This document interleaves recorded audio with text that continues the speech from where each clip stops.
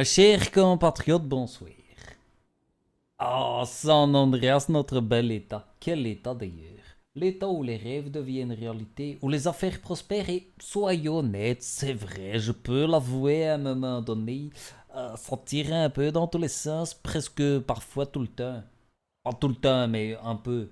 euh, Parfois, souvent. Aujourd'hui, je viens vous parler de sujets très sérieux. On ne peut plus sérieux, vous me connaissez, je suis toujours sérieux. On parlera d'économie, de sécurité et bien entendu de nos charmants voisins. D'ailleurs, quels voisins, hein. Alors mettons les pieds dans le plat, ça nous fera gagner du temps. Tout d'abord, on va parler de la criminalité. Parce que c'est vrai, mes amis, c'est un peu comme les mauvaises herbes dans le jardin. Elles poussent toujours là où on ne l'attend pas. Et à ceux qui pensent pouvoir transformer San Andreas en terrain de jeu pour leur petite magouille, j'ai une petite nouvelle pour vous. On a des tondeuses bien affûtées. Nos forces de sécurité, nos forces de l'ordre sont prêtes. Et non, elles ne viennent pas pour faire du jardinage. Alors si vous êtes dans le business, un petit conseil pour vous. Plantez-vous ailleurs. Dans le Nord, par exemple, il n'y a pas de problème là-bas. D'ailleurs, en parlant de Nord, parlons de nos charmants voisins. Un endroit où le mot démocratie a apparemment pris des vacances prolongées. Je sais pas. Nos amis, le cartel, y ont planté le drapeau et gèrent la région avec toute la délicatesse d'un rhinocéros dans une boutique de porcelaine.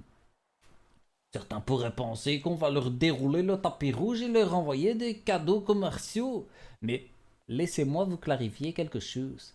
À San Andreas et moi en tant que gouverneur, on préférera toujours éviter de faire affaire avec ceux qui confondent commerce avec extorsion.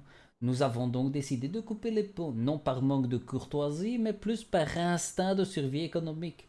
Nous n'avons aucune envie d'investir là-bas et nous retrouver avec des partenaires qui disparaissent plus vite qu'un billet de 20 dollars dans une soirée au casino.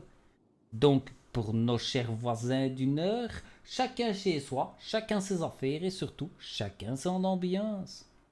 Ah, continuons avec de parler de nos voisins. On va passer à Cayo Perico, notre île voisine au sud. Oui, elle est prospère. Oui, ils ont un certain charme exotique. Mais rappelons-nous aussi que c'est une dictature. On va pas se mentir.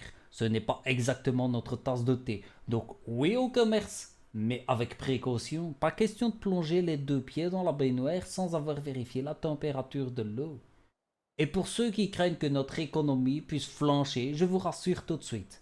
San Andreas est plus solide que jamais. Les entreprises prospèrent et nos quartiers se modernisent. Et nous n'avons pas l'intention de laisser qui que ce soit freiner cet élan. Et si on avance, et si certains veulent tenter de ralentir notre progression, eh bien, bonne chance. En somme, chers amis, nous vivons dans un état libre et disons-le, peut-être un peu fou par moment, mais ça, peut-être, ça vient de moi, ça je sais pas, hein. Mais c'est aussi ce qui fait notre charme. Ensemble, nous allons continuer à bâtir un avenir aussi solide et à raconter aux générations futures notre passé. Alors, haut les cœurs, nous sommes San Andreas avec nos hauts, nos bas et notre touche d'imprévisibilité. Ça aussi, peut-être que ça vient de moi. Merci à vous, vive San Andreas et que la fête continue. Votre gouverneur préféré, Léopold Van Rijn.